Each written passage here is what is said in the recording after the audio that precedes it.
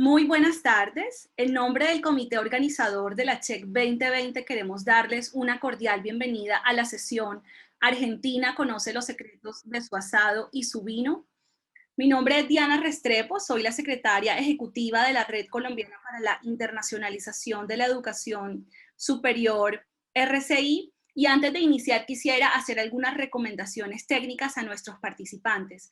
Pedimos por favor mantener sus cámaras y micrófonos apagados durante la sesión y por favor participar muy activamente a través de nuestro chat con sus preguntas y comentarios. De manera muy especial quiero agradecer a FIESA y al Consejo Interuniversitario SIN por su valiosa participación en esta 10ª versión de la CHEC y por articular la participación de sus instituciones en este espacio. A continuación tengo el agrado de presentar a los panelistas que nos acompañarán en la tarde de hoy. Alejandro Vigil, director de Enología, Bodega El Enemigo y Catena Zapata. Es ingeniero agrónomo de la Facultad de Ciencias Agrarias de Mendoza, donde luego realizó 2 maestrías en Enología e Irrigación. Daniel Antenucci, vicerrector de la Universidad Nacional del Mar del Plata y anfitrión de la Feria Internacional de Educación Superior Argentina, FIESA 2021. Doctor en Ciencias Biológicas, profesor de Fisiología Animal y de Biología del Desarrollo de la carrera de licenciatura y doctorado en Ciencias Biológicas. Diego Golombek, doctor en Ciencias Biológicas, profesor titular de la Universidad Nacional de Quilmes, investigador superior del Consejo Nacional de Investigaciones Científicas y Técnicas, CONICET, y director ejecutivo del Instituto Nacional de Educación Tecnológica, INET. Es un apasionado del asado y autor del libro El parrillero científico. Y por último, presento a Jimena Estrella, secretaria de Investigaciones Internacionales y Posgrado de la Universidad Nacional del Cuyo. Me complace mucho darles la bienvenida a este espacio. Jimena y Daniel, el micrófono es totalmente suyo. Hola, buenas tardes, buenos días. Es un gusto para nosotros estar en este espacio con Jimena, donde mostramos una de las tantas particularidades argentinas conocidas en el mundo, como es el vino, y en este caso de Mendoza, cuna de los mejores vinos de Argentina, y también el asado, ampliamente difundido, tanto casi como el tango en todo el mundo, que tiene sus particularidades, sus cualidades. En este caso representamos a FIESA, la Feria Internacional de Educación Superior Argentina.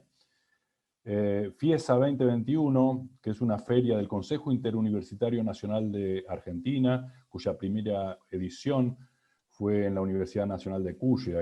Aquí tenemos a la anfitriona de esa primera edición, y en este caso, en la próxima edición será en Mar del Plata, en la Universidad Nacional de Mar del Plata. Mar del Plata es una ciudad turística en Argentina, que está a 400 kilómetros al este de Buenos Aires, una de las principales ciudades turísticas balnearias. La Feria Internacional de Educación Superior Argentina, que se realizará en noviembre del próximo año, cuenta ya con 1.200 inscriptos, más de 20 países, y es fundamental para FIESA y nuestro sistema la asociación con la CHEC. Somos socios estratégicos de la CHEC y nuestra intención es vertebrar con políticas de educación superior y generar una agenda para América Latina que se la merece. Ahora vamos a proyectar un video sobre estas particularidades, un video general en principio de características de la Argentina.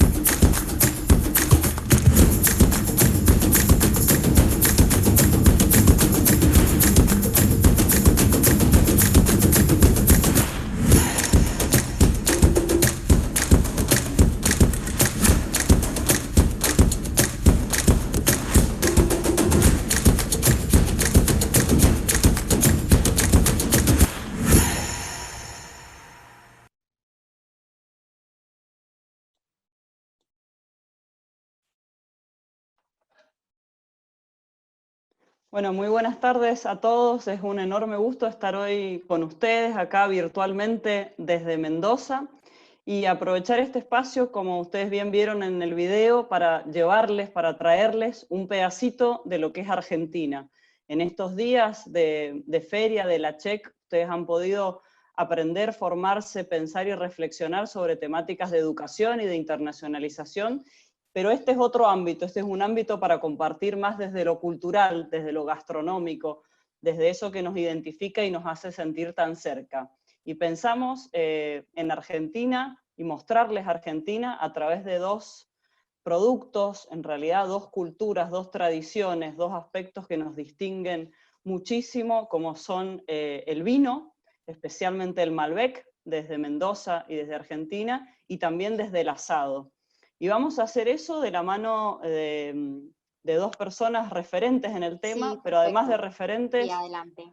dos personas muy apasionadas por esto, y ustedes lo van a poder ahora ver de primera mano. Lo vamos a compartir, como les decían en la introducción, con Alejandro Vigil y con Diego Golombek, que no sé si ya pueden activar sus cámaras para empezar a participar. Como mencionaba Diana en el comienzo, Alejandro es ingeniero agrónomo, enólogo jefe de Catena Zapata, una de las bodegas más importantes de Argentina en el mundo, y también dueño y enólogo de Bodega El Enemigo. Además es un emprendedor gastronómico y una persona súper activa y generosa con el medio, con los estudiantes de nuestra universidad, con los egresados, realmente un referente para toda nuestra comunidad mendocina. Así que, sí, dale, Daniel. No, sí, en un momento se congeló. Es lo que tiene esto de la virtualidad, el vivo, distancias, regiones, países y la internet que a veces nos ayuda y a veces no. Y estamos con Diego también Golombek, científico, profesor, como fue presentado anteriormente, sobre todo un comunicador científico, aparte de ser científico, muy conocido en Argentina y tiene una forma de explicarnos y de acercar la ciencia a las cosas comunes y a las no tan comunes, pero también a lo que vivimos todos los días, como es el caso del asado. Él es autor de un libro que ya verán en el video próximo que transmitiremos, hablándonos justamente sobre el asado, una comida tan típica de la Argentina en todo espacio y en todo terreno. Bueno, muchísimas gracias a ambos por estar acá con nosotros, Diego y Alejandro. Y si les parece, ya arrancamos, Ale, conociendo de parte tuya, si querés compartir con nosotros, como dice el título de esta sesión y que ha convocado a toda esta audiencia de Colombia, pero de toda Latinoamérica y el mundo, para conocer, lo primero que todos quieren saber es, bueno, ¿cuáles son los secretos de un buen vino? ¿Qué hay atrás de un buen vino? Bueno, muchísimas gracias. Y un gusto estar acá y poder compartir con ustedes un rato, una tardecita, y de paso nos tomamos un vinito. El asado dentro de un rato. A ver, lo primero que hay que entender que Argentina lo tiene incorporado desde hasta lo legal y lo cultural, al vino como alimento. Nosotros tenemos al vino como parte de nuestra mesa. Yo siempre recuerdo las mesas de mi abuelo, las mesas de hace 20, 30 años atrás, que habían dos cosas que no podían faltar en la mesa, que era el vino y el pan, ¿no? Era grave si no estaba, digamos, no había comida. Entonces, eso pinta un poco nuestras primeras gaseosas, que era un poco de vino con agua con gas, ¿no? Con soda. Entonces, está incorporado en nuestro ADN, es parte de nuestro ADN y de nuestra formación, ¿no? Y siempre fue parte con vinos especiales como el vermú y con el vino en sí cuando arrancamos un asado. Entonces están casi ligados o hermanos. Yo siempre pienso la comida con el vino y el vino con la comida. Me es muy difícil separarlo. Y partiendo de ahí, siendo representante de esta cultura del vino, entender que nosotros somos parte de un eslabón y los individuos dejan de tener sentido dentro de una cultura, porque si pensamos el vino como identidad, y cuando hablamos de terroir, de terruño, hablamos como la experiencia centenaria de cultivar y elaborar el vino en un lugar determinado, toma valor esa cadena de personas que van transmitiendo los conocimientos generación en generación, ¿no? Y eso forma una cultura. Así que tengo la suerte de, en este momento, ser representante de actuales, de anteriores y posteriores, ¿no? Y eso es lo bonito del vino. Y lo otro lindo, pensando en esto, es que es todo a largo plazo. No hay un mediano plazo, no hay un corto plazo. Es todo a largo plazo. Cuando uno piensa en plantar un viñedo, en empezar a cosechar esa viña a los 4, 5, 6 años, a elaborar esos vinos, entender ese lugar, viajar en ese conocimiento, en esa curiosidad, que pasan 20, 25 años hasta tener un concepto del lugar, pasó tu vida. Y eso lo transmitís a otro y así sucesivamente. Entonces, esta es una mirada más de una sociedad y de una cultura que de una persona. Y me encanta ser parte de eso. Y para mí el vino es eso, es una forma de vida. Y es una relación entre personas y naturaleza en forma permanente y constante. Yo estudié biología, que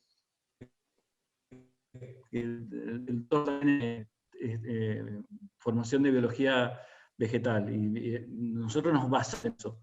Pero lo lindo es que vos te basás en la fisiología vegetal, pero esto está íntimamente ligado al hombre, a las personas y a los momentos. Entonces, el vino es una interrelación de cosas que van de lo emocional a lo científico.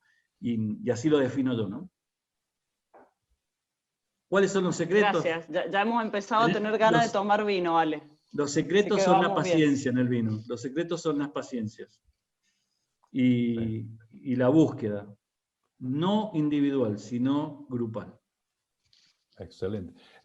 Justamente, así como con el vino el secreto es la paciencia, me parece, Diego, que con el asado también el secreto es la paciencia, ¿no? ¿O me equivoco? Sí, sin duda. Bueno, hola a todos y todas, muchas gracias. Una paciencia más corta, digamos, pero... Sí, más o menos. Más o menos. Entrañas para la paciencia corta. Sí, o algo marcado. A ver, bueno, muchas gracias por la invitación a esto que ya nos estamos acostumbrando, ¿no? A estas charlas de la cintura para arriba, ¿viste? Nadie quiere saber qué hay abajo, por las dudas, ¿no? El color de las pantuflas. Como ven, Argentina es la tierra del vino, del asado y de los biólogos, ¿sí? 3 de cada 4 personas en Argentina son biólogos, ¿sí? Hay una estadística que lo asegura. Bueno, la verdad que sí, un poco nos identifica un poco el vino. Tal vez, y acá Alejandro nos desburrará un poco, no hace tanto tiempo nos identifica el vino, que tendrá décadas esta identificación, pero el asado sí, ¿no? Ya Darwin mismo, cuando recorre Argentina, cuando era el pibe ese, que estaba recorriendo el mundo porque salía por primera vez de su casa, habla maravillas del asado de los gauchos, ¿sí? El asado que se hace en pleno campo y se come directamente con la mano o con un tenedor o con lo que tengas encima. Y algo debe tener, ¿no? Esto del asado. Y el asado son 3 cosas, no hay más que eso. Son carne, obviamente, y podemos hablar de por qué la carne argentina tiene una cierta ventaja, por las pampas, por las razas que se han criado, etc.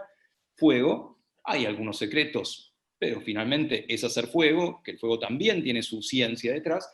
Y el tercer elemento, el tiempo, que es lo que decía Daniel, la paciencia, y eso caracteriza un poco el asado sudamericano, ¿sí? El asado argentino, uruguayo, un poquitito menos el chileno por ahí, ya el brasileño no, ¿sí? Y el europeo o el norteamericano es otra cosa, ¿sí? Ni mejor ni peor, es otra cosa.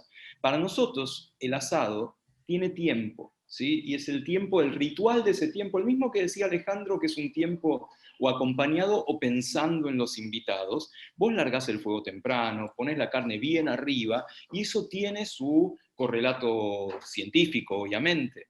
Vamos, vos te comes una carne cruda y es otro animal que la carne cocida, y cuanto más tiempo pase, vos le permitís al colágeno de la carne, que es un tejido que está entre los músculos, que es duro, ¿sí? Es una porquería como para comer.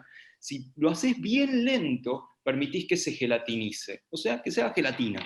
Si lo haces rápido, o sea, si arrebatás la carne, si pones un fuego y agarrás, haces vuelta y vuelta, y si la carne es muy finita, por ahí zafás, pero si es un trozo grande de carne y lo pones vuelta y vuelta, te va a quedar duro, no le diste tiempo, no le diste paciencia.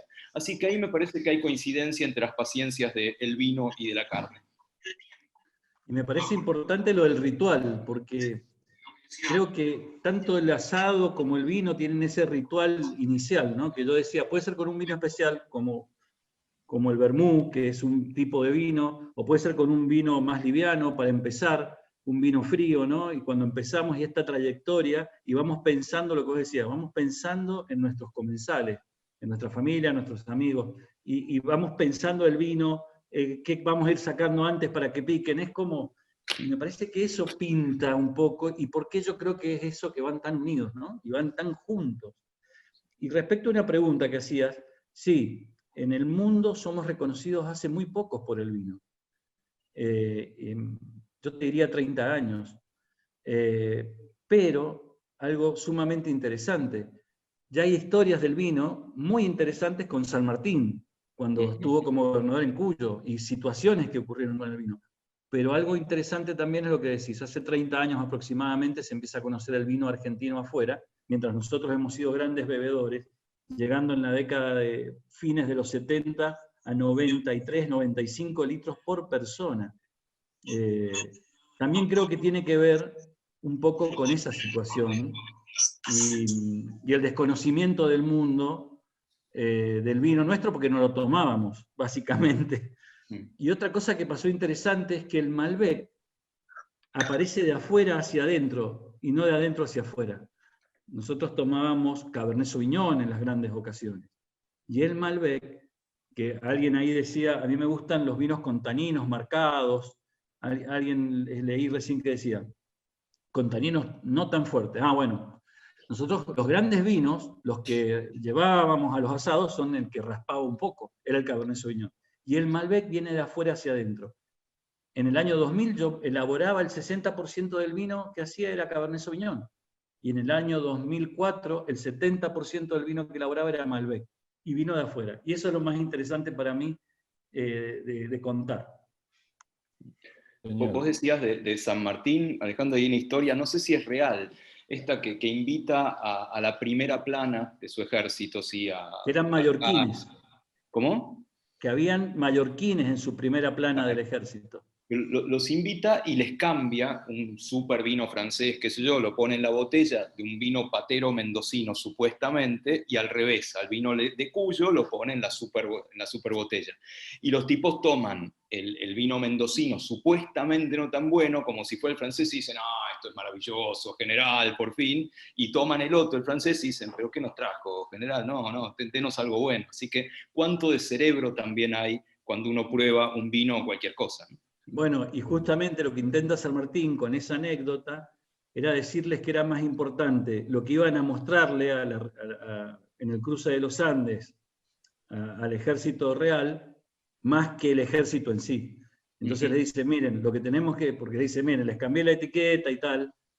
Dice, bueno, es una historia muy bonita contada en el libro de Felipe Piña, El pueblo argentino salud. Y después hay otra historia muy parecida en otro libro de Pablo Lacoste, que es un historiador, que se llama Vinos de capa y espada, que cuenta también un poco el inicio del vino argentino allá en 1600, y también hay historias muy parecidas, pero bueno, ahí te marca que el vino ha estado siempre presente, junto al asado, justamente porque en esta anécdota sobre el cambio de etiqueta, habla que están comiendo un asado. Ajá. No sé si asado o una ternera al cuero, no sé, pero bueno, siempre ligado, ¿no? Ha estado las dos cosas. ¿Les parece si vamos a un video? Tenemos para mostrar sobre el asado, sobre el vino, y vamos con cada uno de ellos para continuar esta charla tan amena.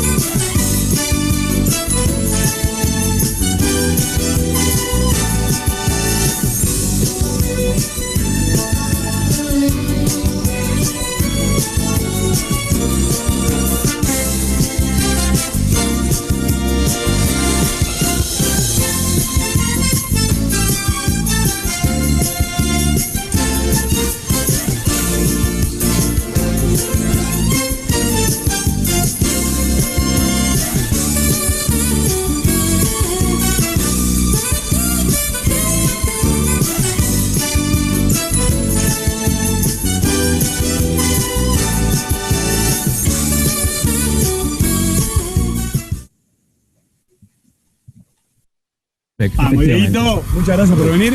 Un placer, por favor. Parrillero científico, científico parrillero, el parrillero científico. ¿Cómo lo podemos decir? Me parece que todos los parrilleros son un poco científicos. No sé si todos los científicos son parrilleros, pero todos los parrilleros seguro saben de ciencia. ¿Qué significa ser un parrillero científico, Diego? La idea es en general hablar de ciencia aplicada a las cosas que todos conocemos. A la cocina, al baño, a la parrilla, al bondi, lo de fuera.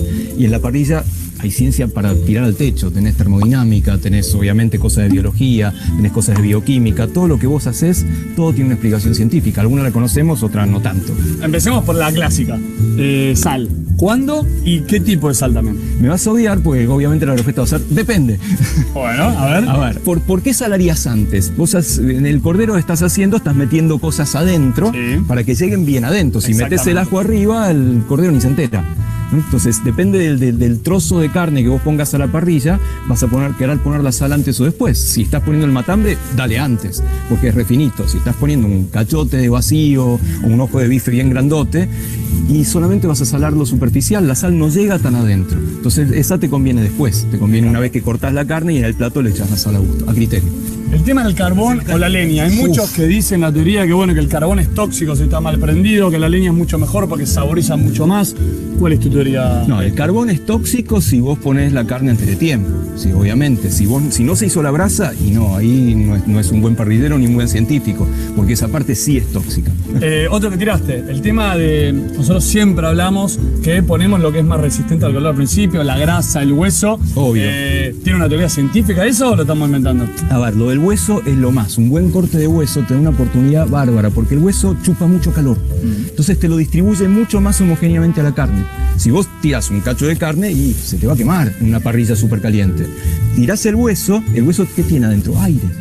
Y el aire es buenísimo porque el aire es un gran conductor de calor. Entonces tirás, no sé, una tira de asado, algo que tenga mucho hueso para abajo, se va a hacer fenómeno la carne, o sea, se va a caramelizar el colágeno y cuando ves que ya está hecho, lo das vuelta un ratito y chao.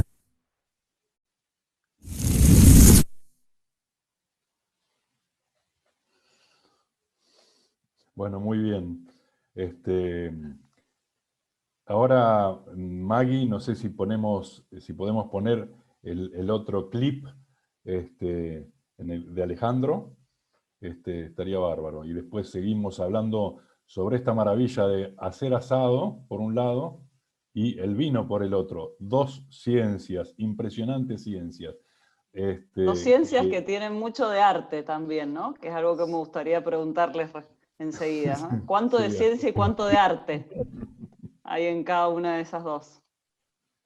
Bien, Malbec, cuando tengo en la piel, ¿no? Es mi sangre, es parte de lo que quiero ser. Malbec, para mí en la vitivinicultura argentina fue como el cuento este cuento de Galeano, de los fueguitos. Dice que un barquero colombiano sube y ve distintos tipos de fuego en el mundo. Entonces ve los fuegos bobos que iluminan mucho pero no queman, los fuegos que no iluminan nada y queman de más. Y yo creo que el Malbec es nuestro fuego que enciende, que quema, enciende a otros fuegos, que ilumina, bueno, yo creo que eso es el Malbec para nuestra vitivinicultura y para nosotros.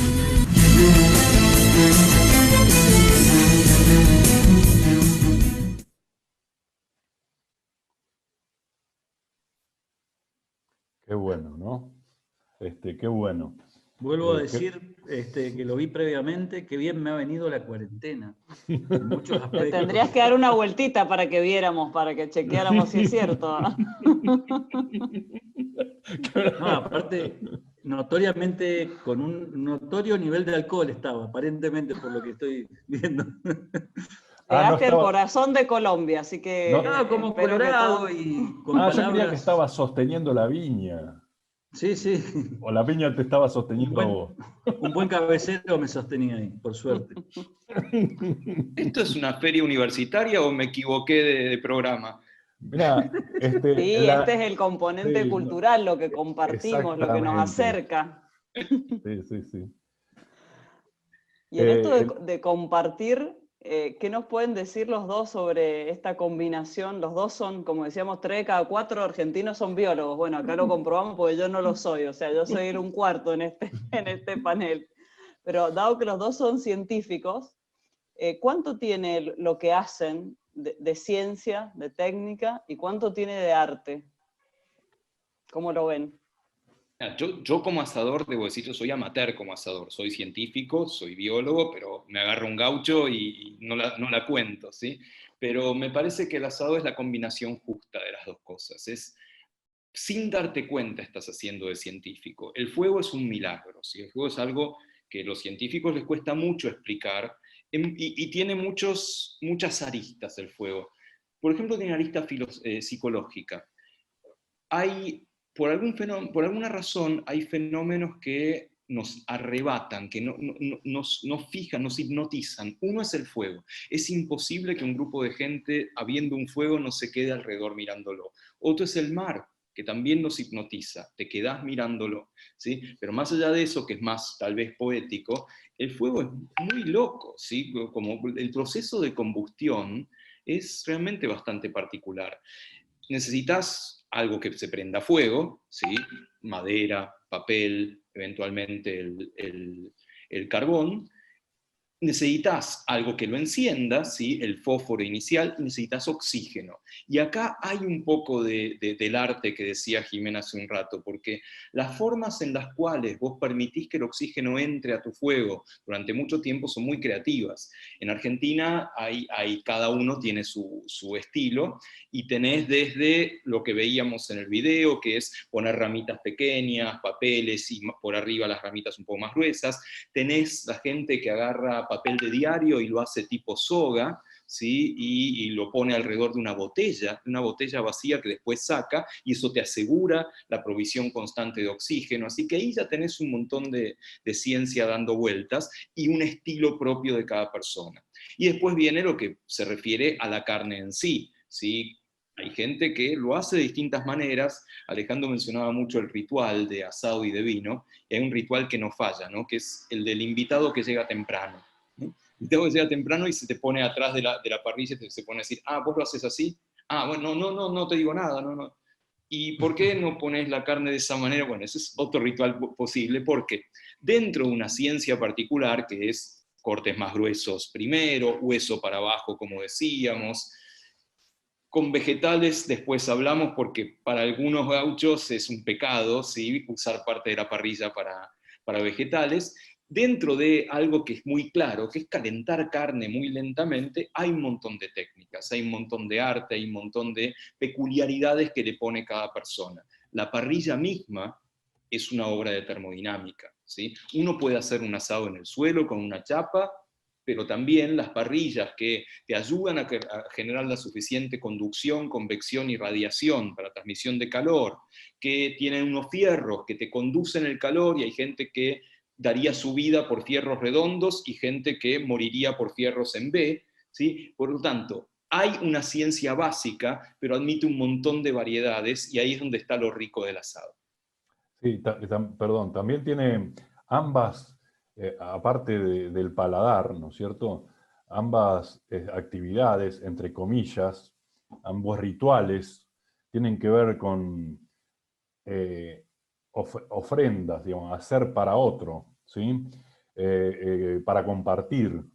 Tiene la magia del compartir. El fuego, por un lado, tiene la magia de compartir, y uno experimenta con poner cosas a las brasas, aparte, mientras que espera el tiempo ese de compartir un vino mientras uno hace el asado. O seguramente cuando uno elabora un vino y le da sus tiempos, sus aires, igual que al asado, seguramente uno piensa en los amigos. ¿Qué tiene cada una de esas actividades o de estos artes de eso, de los tiempos, del aire, del fuego, del calor y la temperatura y de los amigos? En el caso de la vitivinicultura es casi lo único que realmente es necesario, es el tiempo.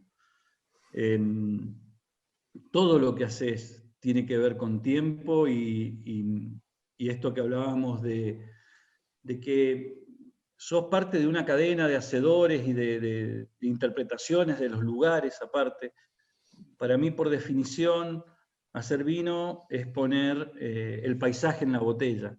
Entonces, para lograr llegar a poner un paisaje en una botella, necesitas sucesivas pruebas de error y acierto, y ir transmitiéndolas para en algún momento llegar a poder tener ese paisaje en una botella, sumado al cambio global y el calentamiento y los cambios climáticos en el cual tenés que ir cambiando lo que vamos descubriendo día a día. Entonces es un trabajo que siempre necesita tiempo.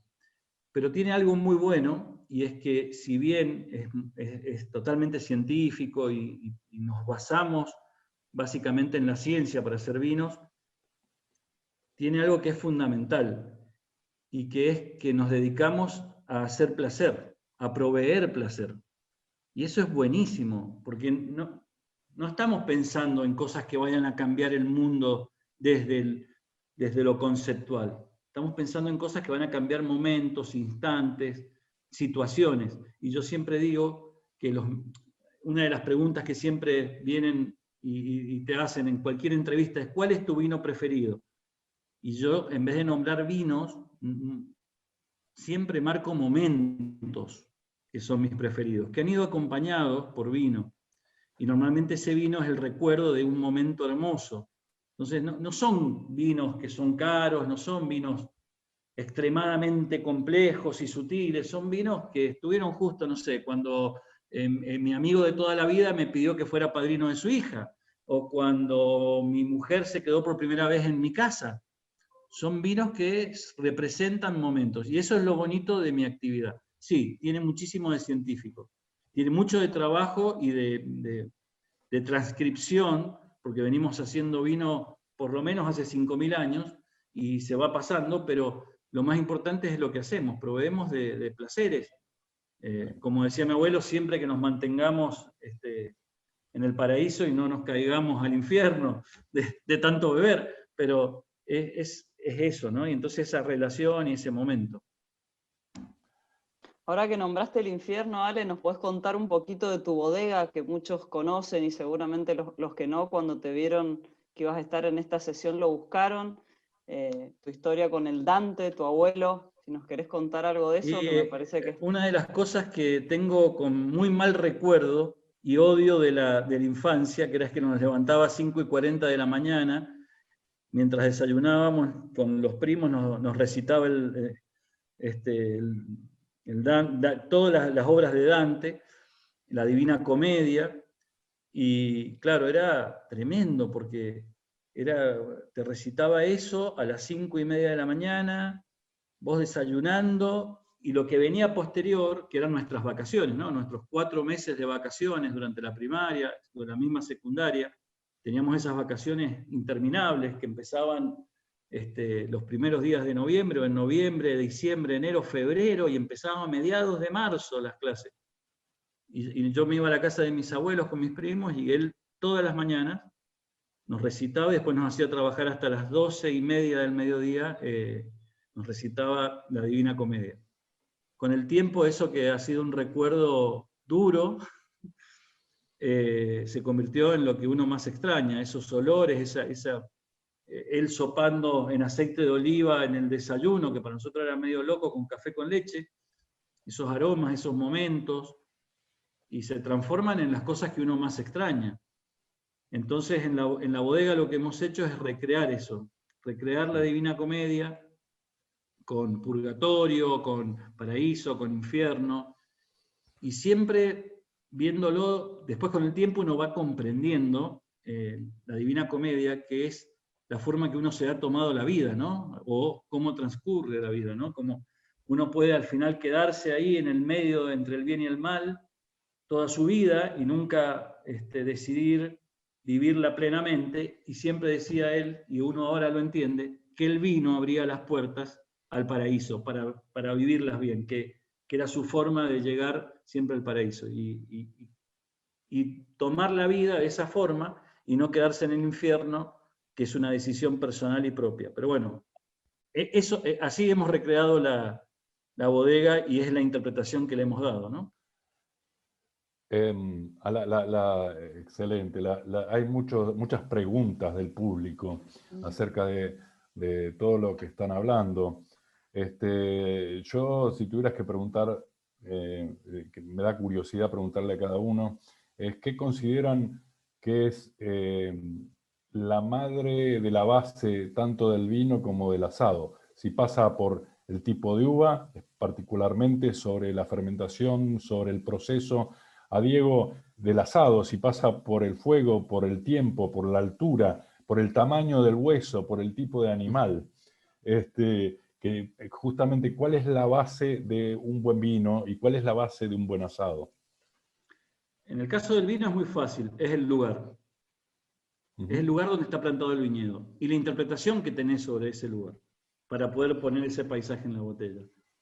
El vino nace y su calidad está en el viñedo, en el lugar. Y en la bodega lo que hacemos es echar a perder menos o más la uva que viene del campo. Nada más, es así de simple. Excelente. Y en el asado, obviamente, es la carne, ¿sí? Mala carne mata buen asador. Y acá está bueno tener alguna idea, ¿no? Uno que vive en una ciudad, básicamente, sale por la ruta y de pronto, después de un rato de manejar, ve las vacas y dice, las vaquitas, qué sé yo. Bueno, eso no tiene mucho que ver con lo que nos llega a la carnicería y eventualmente a la parrilla. Tiene que haber un proceso bastante largo para que a partir de los mataderos de ganado llegue una carne buena. Por ejemplo, tiene un proceso de maduración, ¿sí? Que es que la carne tiene que envejecer como el vino, no tanto idealmente, ¿sí? Pero tiene que envejecer porque se dan procesos enzimáticos, procesos bioquímicos, que hacen que la textura de la carne, la terneza de la carne llegue a algo adecuado. Y después tener alguna idea, imaginarse a la vaca, ¿no? Cuando uno, o sea, esto suena medio feo, ¿sí? Por ahí, pero imaginarse de esto dónde no es salió... apto para vegetarianos, Diego. Sí, esto que estás diciendo... Después hablamos de parrillada de verduras, pero imaginarse de qué parte de la vaca salió cierta carne, ¿sí? Eso que a veces nos ponen en los restaurantes, o ese mapa de la vaca, ¿no? Y eso te va a ayudar mucho a entender por qué hay cortes que son mucho más tiernos que otros, ¿no? Básicamente la terneza tiene que ver obviamente con lo que come un animal, con la raza de ese animal. Hay vacas más lecheras, vacas más carníferas, pero vos lo que tenés que pensar es, ¿esa carne se movió mucho en el animal? O sea, la usaba para moverse. Cuanto más se mueva una carne, es como nosotros, ¿sí? Ejercitamos el músculo, ¿para qué? Para endurecerlo. Entonces tenemos que pensar por qué un lomo, ¿sí? O sea, la parte de atrás de la vaca caminando sobre sus cuatro patas, el lomo obviamente no se mueve. Yo me muevo, pero la parte de arriba no se mueve y está cerca del hueso. Por eso esa es la parte más tierna. En cambio, lo que esté cerca de las patas o en la panza misma, el matambre, que es ese cachito finito que está abajo en la panza, se mueve todo el tiempo. Entonces tiende a ser mucho menos tierno. Por otro lado, la carne está más agarrada al hueso, ¿sí? Tiende a moverse menos. Se mueve más la que está un poco más lejos del hueso para que ese músculo mueva al hueso. Entonces, si está más cerca del hueso, tiende a ser más tierna. Por eso es que uno después de comer una tira de asado se chupa los huesitos, porque queda esa carne tan tierna. Con lo cual, ¿cuál es el secreto? Seguro la carne. Después podemos agregarle secretos de cocinarla, de que sea más lento, salsitas o lo que fuera. Pero esa es una de las grandes ventajas de la carne sudamericana, particularmente la argentina, que las razas se adaptaron perfectamente, como el Malbec, ¿sí? Tenemos 2 o 3 razas de carne, son realmente de lo mejor que puede haber, e incluso cuando importamos algunas razas como la Wagyu y todas estas, andan bien también en Argentina por el tipo de pasto, el tipo de suelo, ¿sí? Y después, bueno, que hay que saber hacerlo, pero si no tenés buena carne, cualquier asador puede fallar. Excelente.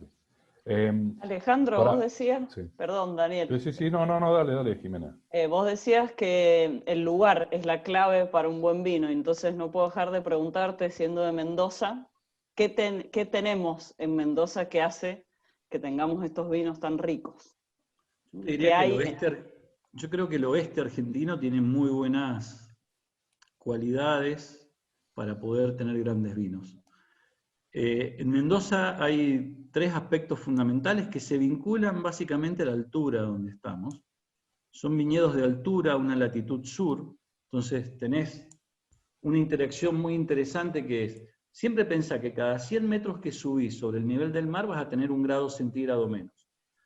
Entonces, nosotros estamos pegados en la cordillera de los Andes, en lo cual tenemos viñedos a 500 metros y a 1600 metros, en 70 o 100 kilómetros.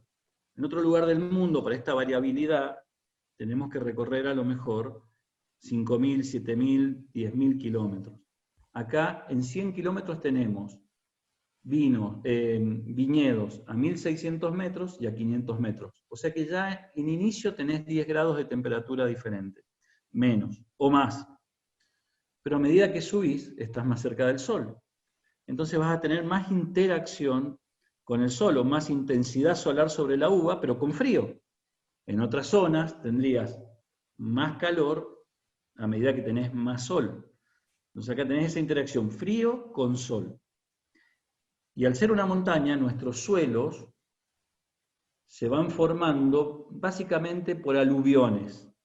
Y también, bueno, voy a poner así que está el sol ahí entrando, por aluviones, también hay una formación primaria que está hecha por los glaciares, por coluvios, pero esto significa que los suelos van variando, y fuertemente, son muy heterogéneos.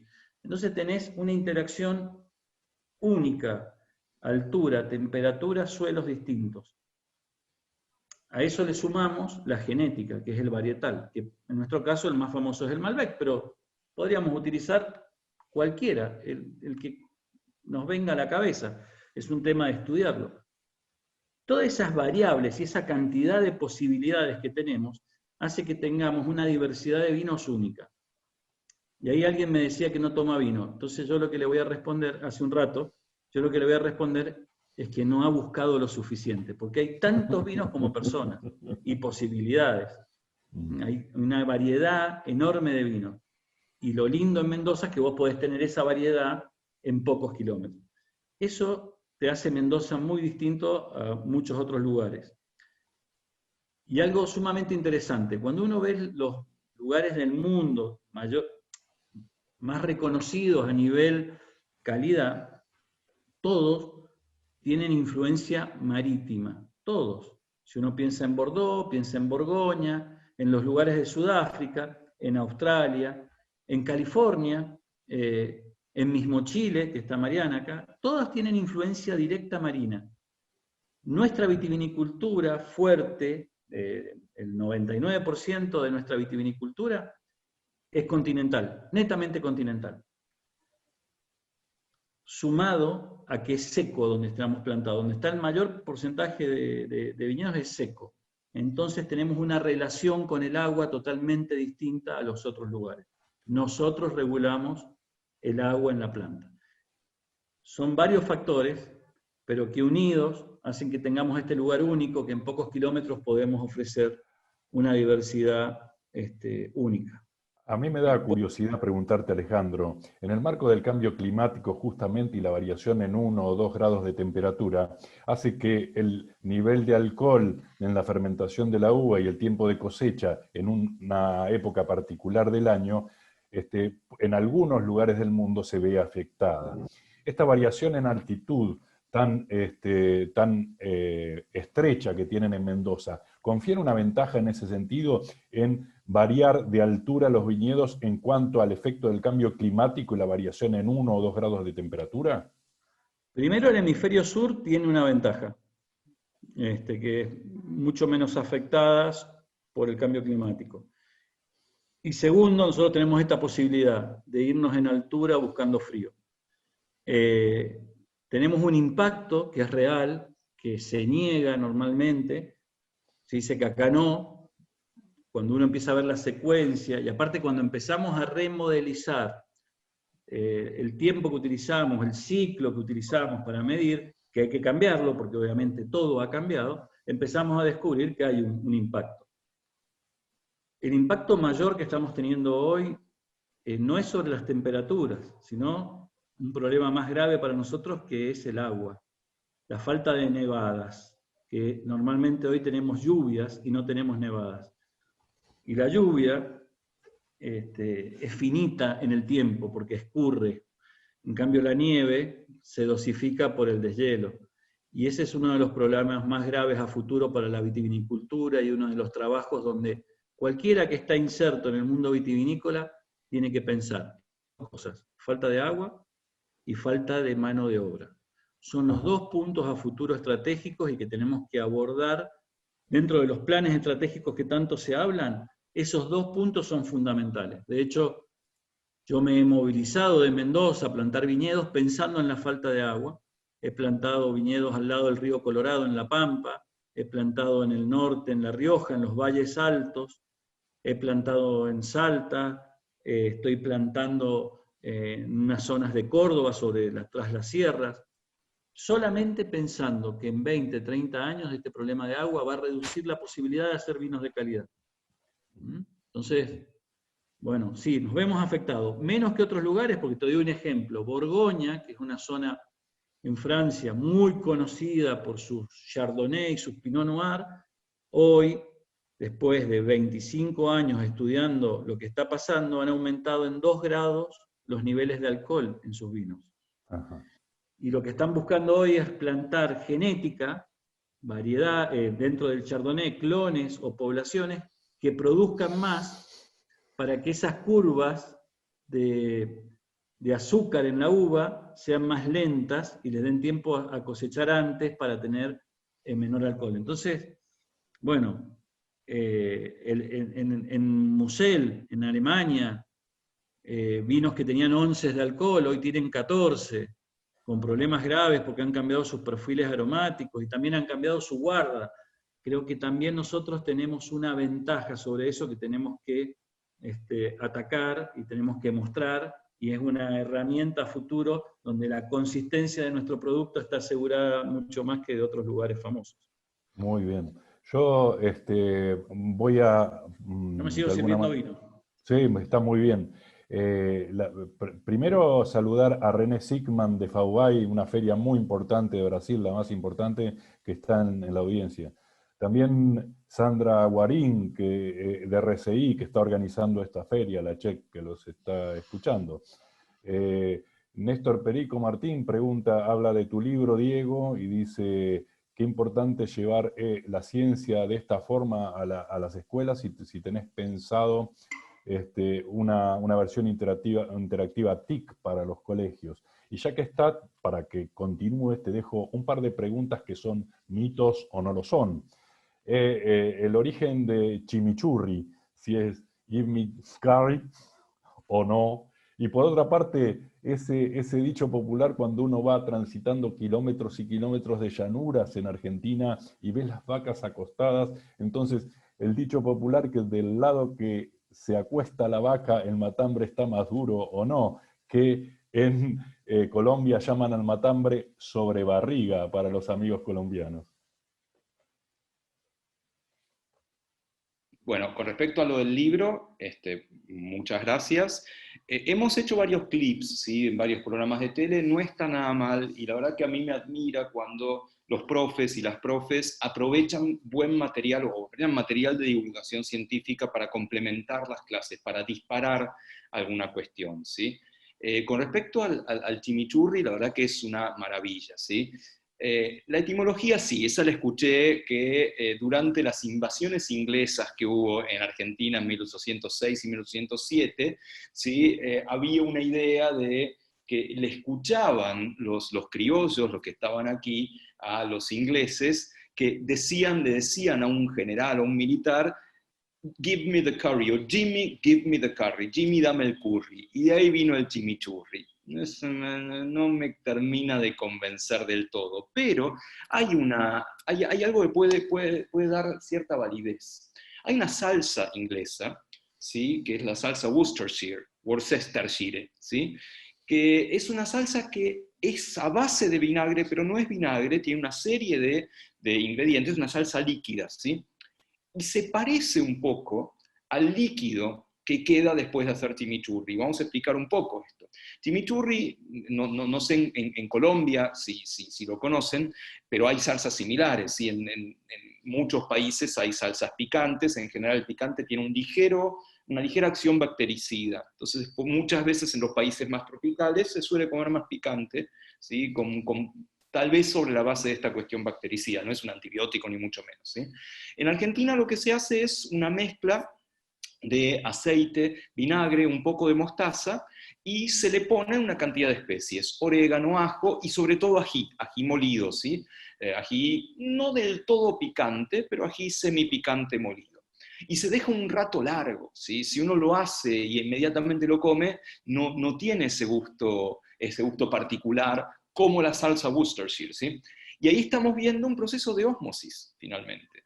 Estamos logrando que ciertas partículas de sabor de las especies pasen también al líquido que los contiene, ¿sí? Así que de nuevo estamos viendo química. Y si vos lo dejás un rato largo, empieza a tomar un sabor muy particular. Lo que podés hacer es ese chimichurri, usarlo para marinar la carne, ¿sí? Nosotros en general, de vagos, lo que hacemos es cocinamos la carne, la sacamos y después le ponemos la salsita por arriba. O sea, la parte del medio de la carne ni se enteró de que le pusimos sal, o salsa en este caso. Si vos lo marinás, si te tomás el trabajo de la noche anterior, agarrar la carne, ponerle una salsa rica, ajos, aceite de oliva, vino, en algunos casos una salsa en base a vino, la dejás en la heladera, obviamente que también por procesos físico-químicos eso va a tender a homogeneizarse dentro de la carne, después la cocina se va a quedar mucho más rica. Así que no sé la etimología, pero que es delicioso, no cabe duda. Y la última pregunta, sí, tenía que ver con esto del matambre. El matambre es duro, el matambre de vaca, ¿sí? Es duro justamente porque se mueve y es muy finito. Por lo tanto, toda abuela sabe que antes de cocinarlo hay que tiernizarlo. Y acá de nuevo tenemos ciencia. ¿Cómo lo tiernizás? Con distintas reacciones químicas, por ejemplo, modificando el pH, teniéndolo un rato largo en vino, teniendo un rato largo en una salsa que tenga limón o vinagre, ácido acético, teniendo un rato largo en leche, en ese caso no modificas tanto el pH, pero sí le cambias un poco la consistencia, y después lo cocinás. ¿Sí? Después lo cocinás y te queda súper tierno. Así que yo no sé si tiene que ver con tener la vaca patas para arriba, patas para abajo, lo que fuera, pero sí acá tenés muchos trucos de química culinaria. Excelente. Hablaste, Alejandro. Diego, de las invasiones inglesas y quería preguntarte, Alejandro, en el tema de la inmigración nuestra muy fuerte francesa, italiana, ¿cuánto influyó? Siempre nos conocen como una combinación de viejo mundo y nuevo mundo en el vino. ¿Cuánto tenemos de esa identidad? Primero, Diego, te digo, hoy intenté el matambre tiernizado y no le di el tiempo suficiente. Y bueno, nada. Salió rico pero duro. Nosotros somos básicamente en el tema vinos y migración, y comenzamos con las plantaciones más importantes gracias a los jesuitas. Gran parte de nuestra vitivinicultura está sentada en todos los lugares donde teníamos colonias y la parroquia y la comunidad jesuita alrededor. Por eso todavía no está muy claro si entra por la vitivinicultura en Argentina, entra en principio por Entre Ríos, que hay bastante bibliografía escrita. Hay otra de índole que habla sobre los franciscanos en Santiago del Estero, y otra teoría que viene del norte de Chile, desde La Serena a Mendoza, donde hay una orden muy importante jesuita, y es muy cercano que Mendoza es desde ese origen, porque hay muchos apellidos nuestros, como Godoy, todos conocemos al Tombo en Argentina ahora porque está en primera, pero Godoy es un apellido de La Serena, Chile, que se asientan acá y es famoso por 5.000 plantas de Moscatel de Alejandría, de los mejores vinos de Mendoza, ahí por 1650, 1680. Así que teníamos esa vitivinicultura que se ve bastante golpeada cuando se los saca de la iglesia a los jesuitas, es echada la orden jesuita, queda un poco abandonado, sobre todo en Mendoza, tomada por algunas familias, y ahí viene la vitivinicultura en escala, que es con la llegada básicamente de españoles y sobre todo en Mendoza, italianos, y uno está vinculando las grandes bodegas que hoy quedan y los grandes nombres que han desaparecido, Furlotti y tales, son apellidos italianos y crean estas bodegas ya de volumen, con el ferrocarril como punto inicial importantísimo, porque recuerden que nosotros mandábamos el vino a granel a Buenos Aires hasta principios de los 80, que creo que es una revisión que vamos a tener que hacer histórica, porque yo le echo la culpa en gran medida a la pérdida del consumo masivo a esta ley de denominación de origen, donde se pierde todo eso, donde se pierde la cultura en centros urbanos como Buenos Aires del vino. Antiguamente habían bodegas en Buenos Aires, donde se fraccionaba el vino, y donde se iba a buscar en Damajuana, en Esmeralda y toda esa zona. Entonces hay que hacer un estudio real y una revisión de eso. Así que en realidad nosotros somos el resultado de la inmigración en cuanto a la vitivinicultura, y en gran parte a nosotros también, ¿no? Pero digo, en este caso es muy concreto, y sobre todo la explosión del consumo que está determinado por estas bodegas grandes, como Furlotti, Catenes, Corihuela, hay miles, ¿no? Que empiezan a principios de 1890, 95, y impulsado por el ferrocarril, dan origen a esta actividad tan potente hoy en Argentina, ¿no? Excelente. Saludamos acá en este espacio también que está Valeria Pataccini, coordinadora de la Red de Internacionalización de Argentina, y también Marcos Avilés, de Learn Chile. Alejandro, yo te hago otra pregunta. Son curiosidades populares, ¿no? Mucho se habla del tipo de tapa de vino, si la tapa rosca, si el corcho de PVC o el alcornoque. ¿Qué rol tiene esto en el sabor del vino? Y por otro lado, ¿qué características tiene? Muchos de nosotros alguna vez cometemos el error de guardar un vino para una oportunidad especial porque pensamos y encontramos vinagre después de un tiempo. O sea, los vinos para guardar tienen una característica especial, distinta. Sí. Bueno, primero respecto a los tapones, hay una diversidad y cantidad de tapones que te podría sorprender. Hay de vidrio, hay de plástico, hay de goma, está el corcho como lo conocemos de tal forma. Después hay corchos más avanzados que están hechos de alcornoque, pero se desarma totalmente y se somete a un proceso de carbono crítico, donde básicamente lo que eliminás es cualquier molécula halógena, cloro o bromo, y esos son corchos muy buenos porque no confieren ningún tipo de carácter al vino. El problema más grave que tenés hoy, hay dos problemas que tenés que solucionar con el tapado. Primero, que ingrese oxígeno y se te avinagre por varios métodos, digamos. Uno es biológico y otro es químico.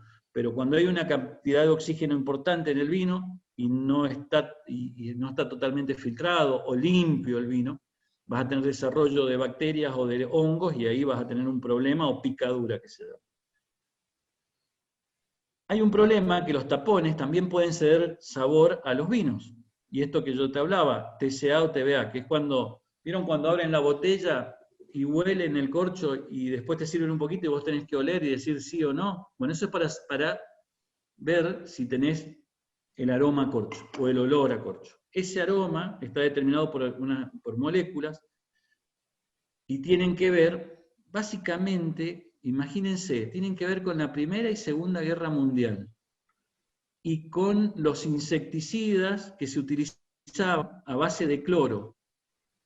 Como el alcornoque necesita aproximadamente 100 años para formarse y poder ser usado como corcho, los clorados quedan asociados a las grasas del alcornoque, y esos cloruros después desarrollan el TCA o TBA, dependiendo cuál es la molécula que esté presente. Entonces, ese es un problema que es bastante grave, y si vos me decís el corcho ideal es este que te digo que es el microaglomerado de alcornoque que se vuelve a unir y casi tenés solucionado ese problema. Ahora, tapa rosca es espectacular, porque vos llegás, abrís, te servís, cerrás y guardás, ¿no?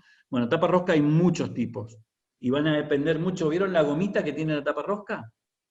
Con esa gomita, dependiendo el espesor, la forma y algunas otras características, es el oxígeno que va a dejar ingresar en el tiempo al vino. El alcornoque, también dependiendo del tamaño y la aglomeración, ingresa oxígeno. Es importante porque eso te da el desarrollo de los aromas terciarios. Pero en una cosa así 100% buena sería que no ingrese nada de oxígeno y se mantenga en el tiempo. Entonces, si vos me decís, ¿cuál es el tapón ideal? Ninguno. Ninguno. Y va a depender mucho de tu vino.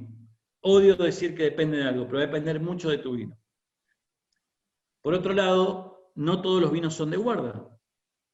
Hay vinos que uno los ha pensado para beberse durante el año, un Sauvignon Blanc, un vino fresco, un Pinot Noir fresco. Hay Pinot Noir para que duren mucho, pero podés estar pensándolo para corto plazo, entonces son menos extraídos, son protegidos al oxígeno. Después podés pensar vinos para que duren muchos años. Y te voy a dar un ejemplo. Los vinos que se hacen en Portugal, en Madeira, de donde viene Cristiano Ronaldo. Ahí se hacen unos vinos que pasan 100, 150 años en toneles de madera. Tienen 20 grados de alcohol y 100 gramos de azúcar, lo cual los protege de ataques microbiológicos. Pero ¿qué pasa con esos vinos? Se oxidan. Y se oxida todo lo que se tiene que oxidar. Entonces vos los embotellás y por más que ingrese oxígeno, están estables al ambiente y estables a la microbiología. Duran para siempre, son inmortales. Entonces, bueno, hay vinos pensados para guardar y vinos que no. Y por último, es cómo guardás la botella, que es lo otro que me preguntabas, Daniel. Las botellas de vino tenés que guardarlas. Hay una cosa que es fundamental, la temperatura. Y nosotros cuando vamos a las parrillas, normalmente los vemos a los vinos arriba de la parrilla. Esos vinos hay que tomarlos ahí, inmediatamente, porque esa temperatura dilata el vino, pasa al corcho, toman contacto con el ambiente, entra oxígeno, hay actividad microbiológica. Entonces, debajo de 16 grados, por encima de 6 grados, ideal para la guarda, en oscuridad, porque es la luz oxida, y hay una discusión muy fuerte hoy, actualmente, si es mejor parado o acostado. Pero eso ya son teorías, ¿no? Y discusiones, pero hay una discusión muy grande, con trabajos científicos de 20, 25 años, sobre si es mejor guardarlo parado o acostado. Pero bueno, mejor. ¿Vos cómo lo guardás? ¿Vos cómo lo guardás? Yo guardo poco. Guardo poco. Parado en el estómago, primero. Sí. Guardo poco. Soy de compartir. Diego, yo te hago un par de preguntas. Después de esta pregunta cerramos con algo que quiera decir cada uno y vamos al sorteo. Pero hay a mí dos preguntas que una me desvela porque he pensado años en posibles hipótesis. Mirá lo que digo. El famoso, o por lo menos eso yo percibo, pero tendría que hacer un experimento con control y tratamiento, que es si las mujeres prefieren medianamente o en promedio bien cocido y los hombres jugoso, o eso no es así, habría que evaluarlo. Y por otro lado, si hay una forma más tradicional de hacer el asado o no, o hay una forma ancestral. La diferencia, para el público tenemos distintos tipos de hacer el asado, a la parrilla, al asador o a la estaca, al pozo. Esas dos preguntas, básicamente. La primera me da la oportunidad de ir por otro lado, ¿no? Que es, el asado ha sido siempre como reconocido como cosa de hombres, y muy afortunadamente está cambiando, y muy aceleradamente. ¿sí? Reuniones de amigas donde se hace asado y obviamente lo hacen las amigas, familias donde la mamá es la asadora, ¿sí? Porque había una distribución bastante extraña de la tarea, ¿no? Y nosotros nos captábamos de, laburé todo el día, sí, estuve haciendo el fuego, el asado, cuando en realidad no habíamos hecho nada, no habíamos prendido el fuego, tirado la carne ahí, nos habíamos puesto en pedo con los amigos y después habíamos comido, ¿sí? Con lo cual eso está cambiando aceleradamente. Con respecto al punto de la carne, ¿sí? Eso también es una diferencia con Argentina, porque, a ver, es una cuestión cultural esta, por más que haya también cuestiones de cuidado, pero hay culturas donde la carne se hace vuelta y vuelta, ¿sí? El bleu de Francia, que es carne que nosotros consideraríamos cruda, básicamente, y culturas donde, por el contrario, se comen sobrepasadas para nuestro gusto. Nosotros tenemos el dicho de a punto, ¿sí? Que quiere decir una carne que está jugosa, que está como tiene que estar, ¿sí? Para decirlo en términos muy, muy coloquiales. Tal vez esto que vos estás diciendo de mujeres y hombres se refiere un poco a este imaginario del cuidado, ¿no? De sobre todo qué carne hay que darle a un hijo o una hija. ¿Qué riesgo corres si la carne no está suficientemente cocida? A ver, si la carne es buena, o sea, es fresca y está cocida lo suficiente, el rojo no es indicación de nada, el rojo no es sangre, ¿sí? La carne que nosotros compramos en la carnicería ya fue desangrado el animal, ¿sí? En todo caso es agua con un cachito de pigmento, de mioglobina, pero no es sangre, no es hemoglobina, así que no hay nada por qué preocuparse por ese lado. Pero también tenemos que pensar lo contrario, ¿sí? Si vos decís, no, yo a mi hijo hasta que la carne no esté marroncita negra no se la doy, y todo mal, ¿sí? Porque ahí claramente se están generando sustancias tóxicas. De hecho, el comer habitualmente carne sobrecocida es un factor de riesgo para varias enfermedades, es algo que te van a preguntar los médicos si tienes algún trastorno cardíaco o lo que fuera. Con lo cual ese mito de las mujeres más cocido, los hombres menos cocido, tal vez venga por un excesivo cuidado maternal que no tiene mucho sentido, ¿sí? Si la carne está bien hecha, o sea, si el calor, la única forma de saberlo es qué calor llegó y por cuánto tiempo, o sea, estos termómetros con los cuales pinchás la carne, sobre todo si es un trozo grande de carne como se suele hacer en Argentina o en Uruguay, y ahí tenés el riesgo de que si no lo pusiste el tiempo suficiente, lentamente, adentro no se calentó lo suficiente y no te mató los bichos que hubiera de matar, ¿sí? Pero si eso pasó, no pasa nada con que esté roja, ¿sí? Está todo bien. Así que adelante con la carne jugosa que indica una cierta cultura de comer carne.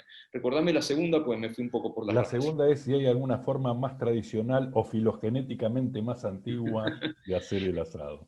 Hay árboles filogenéticos de parrillas, ¿sí? Uno puede hacer un árbol de cómo una parrilla fue derivando a otra hasta llegar a cosas bastante complicadas y sofisticadas. La más sencilla es, obviamente, tener algo sobre lo cual apoyar la carne, unas rejas, ¿sí? Obviamente una parrilla, algo de metal, ¿sí? Y unos parantes, ¿sí? Con eso ya estás hecho, estás más que hecho. Por supuesto, los puristas van a tener otra serie de agregados, ladrillo refractario, como decíamos hace un rato, tipo de hierro, tipo de forma de hierro. Los que hacen, esto es más chileno, y también en el oeste de Argentina, los que hacen asado en un pozo, no curanto, ¿sí? No me refiero al curanto que tenés que tapar y esperar mucho, que en el norte de Argentina también se hace, algo muy parecido en Salta y Jujuy. Pero sí, también podés aprovechar el pozo para mantener el calor, te hace un poco de ladrillo refractario y además te tapa el viento si haces bien el pozo. Pero no cabe duda de lo más popular, ¿sí? Es tener la carne, ladrillos para apoyar unas rejas, prender el fuego abajo, idealmente mezcla de carbón y leña. ¿Por qué? Porque la leña te va a dar gustito, ¿sí? Pero el carbón tiene mucha más capacidad calorífica, digamos, te da más calor por más tiempo, ¿sí? El calor es leña hecha carbón, finalmente estamos hablando de lo mismo, pero la capacidad calorífica es mucho mayor. Entonces esa mezcla de carbón y buena madera te da buen gusto y mucho tiempo. Y darle el tiempo que necesitas. Así que esa parrilla popular, ¿sí? De algunas piedras, en la reja arriba, abajo una chapa, puede ser el paraíso. Bueno, ahí Marcos Avilés, nuestro amigo Marcos Avilés de Chile, dice que es muy común en Chile hacer asado al disco, y por otro lado Alexandra dice, justamente pregunta si el calor realmente en el asado mata la parte central de las bacterias y tiene entendido que no. Vos creo que de alguna manera dijiste que sí. Si lleva el calor suficiente y por el suficiente tiempo, sí, claro que sí. El calor, no es, o sea, si vos pones un ojo de bife, un cachote de carne así, y afuera está caramelizado, afuera está bien hecho, pero adentro no llegó el calor, ahí tenés mucho más riesgo. Y en ese caso, uno puede hacer el pecado de cortar la carne y volver a ponerla, pero que no te vea un gaucho.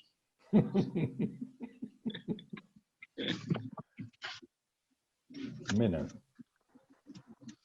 Bueno, a ver, paciencia y compartir, me parece que es lo que han dicho ambos. Paciencia que tenemos que tener ahora también, ¿no? En esta situación donde no podemos vernos, donde no podemos estar cerca. Así que tomar esa enseñanza de ustedes, de los hacedores de vino, y de, como dice Diego, también las mujeres que hacemos asado. Por supuesto también vino, pero asado tal vez es menos clásico. Creo que ahora con Yamila vamos a ir al sorteo para después cerrar con algún comentario de ustedes. ¿Les parece? Hola a todos, ¿cómo están? ¿Me escuchan? Me hicieron reír mucho, ¿eh? Estuvieron muy bien y tengo mucha hambre ya. Bueno, vamos a hacer un sorteo. Tenemos 3 premios del stand Fiesa en la Czech. Margarita, Viole, ¿se quieren asomar también? Así estamos trabajando en equipo. Estuvimos atendiendo el stand durante todos estos días. Queremos agradecer a todos la participación. Tenemos 4 personas que se han inscrito. Ahí están las niñas, vamos, el equipo. Bueno, les vamos a pedir... Mientras que van entrando, Marcos Avilé, el amigo Marcos Avilé, dice, ¿qué magia es esta que entré y ya está generando saliva a mi boca, tipo reflejo condicionado? Eso es muy, muy común, ¿no? Yami, perdón, y después también vamos a tomar la foto. Sí, no se vayan que vamos a levantar la copa y hacer un brindis virtual. Vayan preparando las copas y el vinito, el que tengan cerca, como dice Alejandro, el que a cada uno le guste. Eso mismo. Y Viole, tenés que conseguirte uno, ¿eh? Hay que encontrarse el vino para Viole, que no le gusta. Ah, bueno, algo encontramos ahí. La convenciste, Alejandro, la convenciste. Vamos a pedirle un número, del 1 al 30, del 0, no, del 1 al 34, Alejandro. ¿Cuál te gusta, Ale? 17. El 17 para el tercer premio. Ahora vamos a recordar cuál era. Ahora, Diego, del 1 al 34 que no sea el 17. 23. El 23. Ahora, ese sería el segundo premio, el 23. Ahora, Ale, te voy a pedir que digas un número del 0 al 3. Del 0 al 3. Sí. 2. El 2. Y Diego, que digas un número del 0 al 9. 7. Bien, el 27 quedó. El 2 de Ale y el 7 de Diego. El primer premio, chicas, ¿me ayudan? Perdón, el tercero. Vamos por el último y subimos al primero. El tercer premio, recordanos, Maggie, ¿qué era el tercer premio de nuestro stand? Sí, era clase de tango en nuestra escuela de tango de Fiesa presencial. Bien, es el número 17. Viole, ¿nos puedes decir quién es la persona que está en el lugar 17 de nuestro Excel? Cómo no, la afortunada es Geraldine Montoya, de la Universidad de América. Felicitaciones. No sé si está aquí, pero bueno, la felicitamos. Va a aprender tango en el marco de Fiesa presencial, en noviembre 2021. Vamos al segundo premio, quedó el 23. ¿Cuál era el segundo premio, Maggie? Un lugar en las mesas virtuales de Estudiar en o Study in en el marco de Fiesa Webinarios para promover la universidad o la institución del ganador como destino. Muy bien. ¿Quién es el número 23, Viole? Laura Castro Arteaga, de la Fundación Universitaria Juan N. Corpas. Muy bien. Bien, felicitaciones. Y vamos con el primer premio, que quedó el número 27. ¿Cuál era nuestro primer premio, Maggie? Sí, 2x1 en la inscripción básica de Fiesa 2021. Incluye pase a los eventos, cortes de café y bolso con material. ¿Quién es nuestro número 27, Viole? Otra afortunada, Luz Maritza Areiza, de la Universidad de Antioquia. Muy bien. Muy bien, las felicitamos a todas, dejamos registro de esto, va a quedar la grabación también del evento, y luego nos ponemos en contacto para poder consolidar estos premios. Me siento como en un programa de entretenimiento, eso es impresionante. Falta alguien que tire el disco y haga el sorteo con los papelitos flotando. Los felicitamos a todos, la verdad que nos hicieron pasar un momento muy divertido los 4.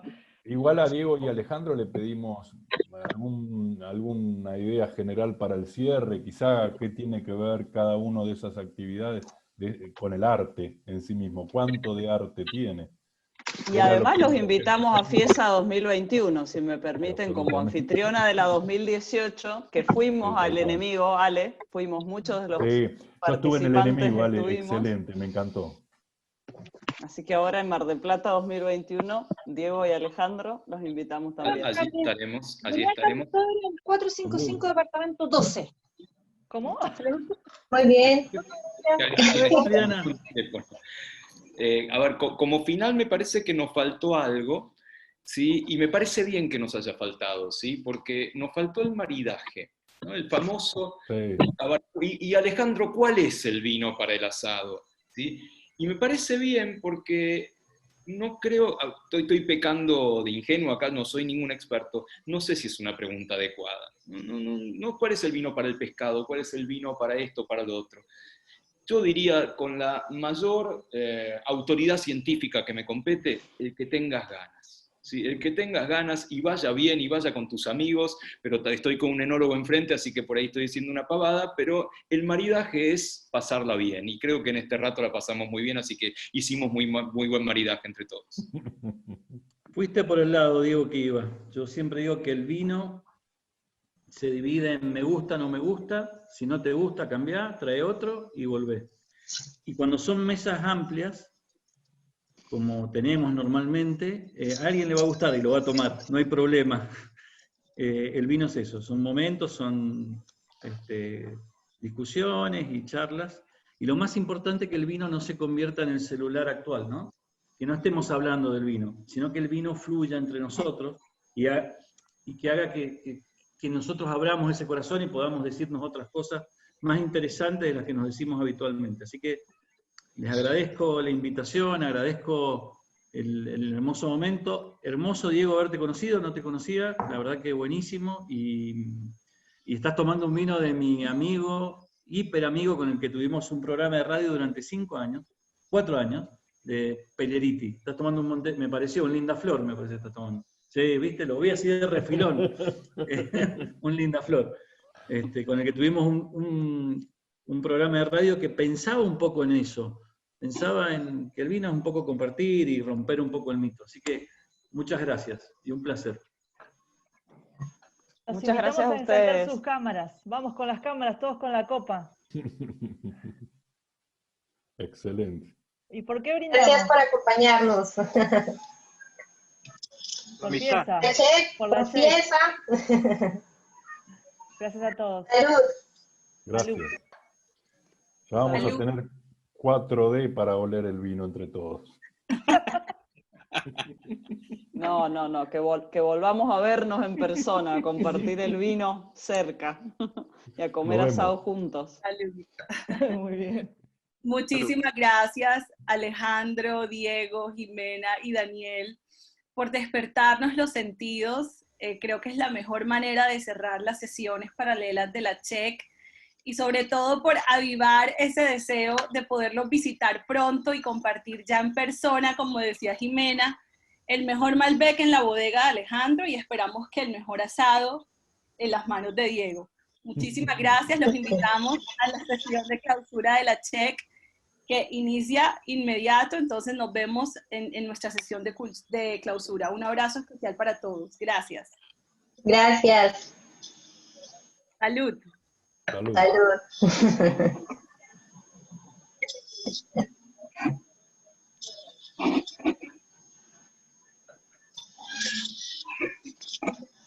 Bueno, muchas gracias a todos. Muchas gracias, mucho gusto. Nos vemos, chao.